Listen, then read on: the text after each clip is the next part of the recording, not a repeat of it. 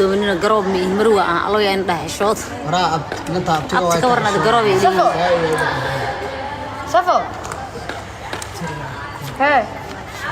ناق مروة يعني مروة fanaanada caanka ee Malyuunmaanka ayaa sheegtay in ay isku soo laabteen fanaankii hore u kala tageen ee Sharma Boy waxaana ay ku sheegtay mar ay soo gashay live iyada oo tiri waxaan ahay Marwo ee ay ku khaldamina haddaba saad ku soo wada aragteen muuqaalkeen horaantiisii warbixin xiisa badan oo aan idin ka soo diyaarinay iyo cidda ka shaqaysay inay isku soo noqdaan intaan aan idin soo bandhigin ugu horreyn waxaan ku xasuusinayaa haddii aad tahay saaxiib cusub inaad ku soo dhawaato channelkeena Tabinta Toosan TV oo subscribe saarto sidoo kalena aad gambaleelka furato si aad u noqoto shakhsiga u horeeya ee daawada muuqaaladan halkan soo galino muuqaalkan aad daawanaysidna aad like saarto si uu baaho u gaadho saaxiibaad u tiro badan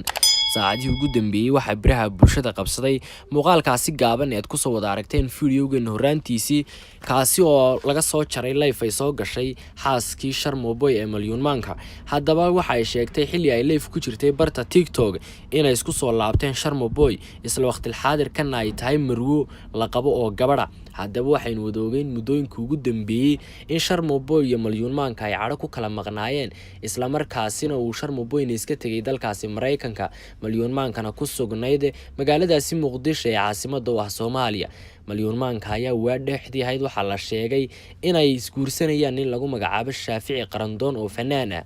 balse Malyuunmaanka ayaa la sheegay in laga shaqeeyay sidii la iskugu soo celin lahaa Sharma Boy iyo Malyuunmaanka oo hore u ahaa lamaane balse kala tagay ubadna isku hayay haddaba saacadii ugu dambeeyay waxa biraha bulshada qabsaday muuqaalkaasi laga soo jaray live-ka ay soo gashay fanaanada caanka ee Malyuunmaanka kaasi oo ahaa mid biraha bulshada qabsaday haddaba faniska taageera Sharma Boy iyo Malyuunmaanka ayaa ahaa qaar ku farxay isla markaasina u hambaliyeynayay lamaanaha dib u midoobay ee Sharma Boy iyo Malyuunmaanka oo muddooyinka ugu dambeeyay xurguf dagaal dhexdooda taalay isla markaasina kala maqnaa sida laga warqabay oo biraha bulshada haysatay haddaba halka waxaan hambaliyo uga direynaa lamaanahaasi oo leenahay jiro oo jooga oo noqda kuwii ubad khayr qabo oo badan eeba kala siiyo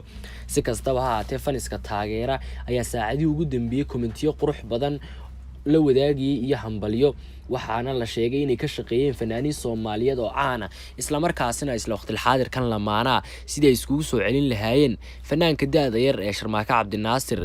oo loo garan og yahay Sharma Boy iyo Malyuunmaanka oo xaaskiisa isla waqti xaadirkan la sheegay inay dib u midoobeen oo fanaaniin caan ah ay ka shaqeeyeen si ay iskugu soo celin lahaayeen haddaba halkaasi ayaanu ku soo koobaynaa warbixintaasi aad ka xiisaha badan ee idinka soo diyaarinay balse inta aanan ka bixin waxaan ku xasuusinayaa mar kale ku soo dhaw channelkeena Tabinta Toosan TV oo haddii aad tahay saaxiib cusub subscribe saar sidoo kalena gambaleelka furo si aad u noqoto saaxiib mar walba daawada muuqaalada aan halkan soo galino muuqaalkan aad daawanaysidna like saar si uu u baaho u gaadho Soomaali Maxamed iyo saaxiibaad u tiro badan ku maasanid kamid ahaanshaha ee ku soo biritaanka